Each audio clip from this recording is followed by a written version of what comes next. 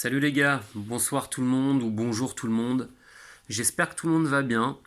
Je me permets de faire cette petite vidéo parce que je viens de voir à l'instant un extrait de notre nouvelle ministre de l'Éducation nationale, Amélie Oudéa-Castéra, ou plutôt Amélie Oudéa-Castois. Pour l'instant, je n'ai pas trouvé mieux en jeu de mots pourri. Bon, alors je vais pas parler de la polémique sur l'école privée. J'ai failli en parler, mais bon, après tout, ça servait pas à grand chose. J'avais pas trop envie d'ouvrir ma gueule là-dessus. Mais là, je viens de tomber sur un extrait où il y a 2 jours de ça, je crois, elle visite une école élémentaire.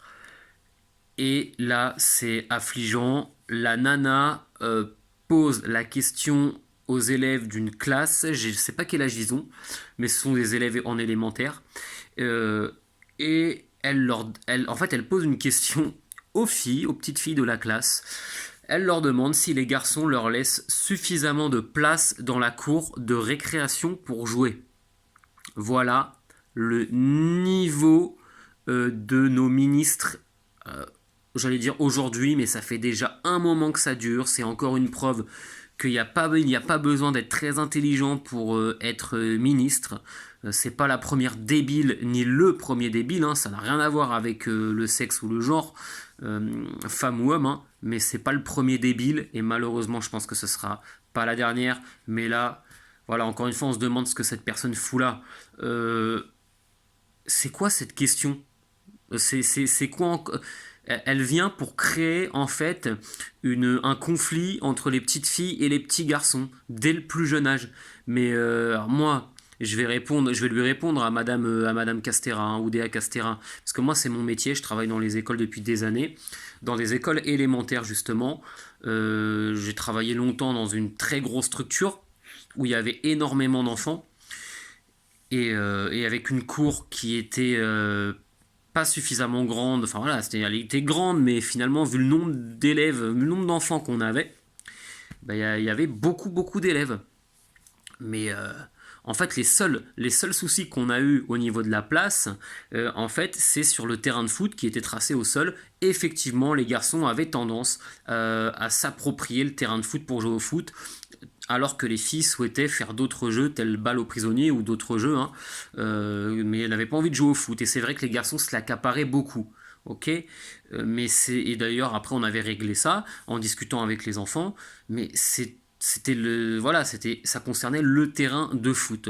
Là, elle parle de la cour de récré en général, et moi je vous le dis, dans toutes les écoles que j'ai fait, il n'y a jamais eu ce problème, hein. Dans une cour de récré, les garçons généralement, il y en a beaucoup qui jouent au foot, au basket, des filles aussi d'ailleurs. Moins, mais il y en a aussi.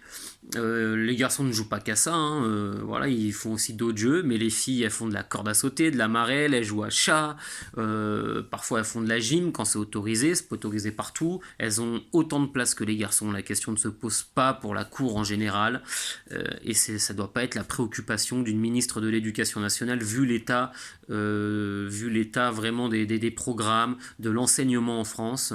Et je critique pas les enseignants, c'est un métier magnifique et très compliqué, c'est pas de leur faute, mais c'est vraiment voilà, il faudrait revoir l'enseignement. Et la question qu'elle pose, c'est complètement stupide, ça n'a pas lieu, ça crée encore voilà, des conflits, je perds les mots parce que c'est le soir et je suis un peu fatigué, je dois dire, mais c'est pas la question qu'elle doit poser dans une salle de classe avec des élèves en élémentaire, c'est complètement stupide. Et je tiens à dire aussi qu'il y a les enfants, filles, garçons, il y en a aussi beaucoup qui jouent ensemble à plein de jeux, ok, notamment l'un de leurs jeux favoris c'est Attrape-gars par exemple, mais pas que, donc faut qu'elle arrête ces conneries, je sais pas où est-ce qu'ils sont allés la pêcher celle-ci, mais en tout cas on est dans la merde, voilà, et ça fait vraiment mal au cœur, parce que pour moi, c'est mon avis, l'enseignement, c'est l'un des 3 gros piliers d'une nation, avec la santé, bien évidemment, on en reparlera, mais qui est massacré également depuis des années. La santé, la défense et l'enseignement. Pour moi, ce sont les 3 piliers fondamentaux d'une nation. Et voilà, on se rend compte que depuis un moment, ces 3 piliers, paf, même si on a des gens excellents dans la défense, on a des gens excellents dans la santé, on a des enseignants excellent aussi dans l'enseignement, mais les moyens ne sont pas mis et ceux qui gouvernent ces ministères, pas toujours, mais la plupart du temps, et là c'est le cas de cette nouvelle ministre, c'est une catastrophe, ça fait mal au cœur et il y a bien d'autres priorités. J'espère sincèrement que cette dame ne restera pas longtemps au gouvernement parce que ça se voit que c'est une bécasse. Elle me fait un peu penser à Anne Hidalgo dans sa manière de parler, de réfléchir, de s'exprimer. C'est une catastrophe. Sur ce, je vous souhaite une très belle soirée ou une très bonne journée, plein de bonheur. Et puis restons positifs, restons heureux. Vive la France!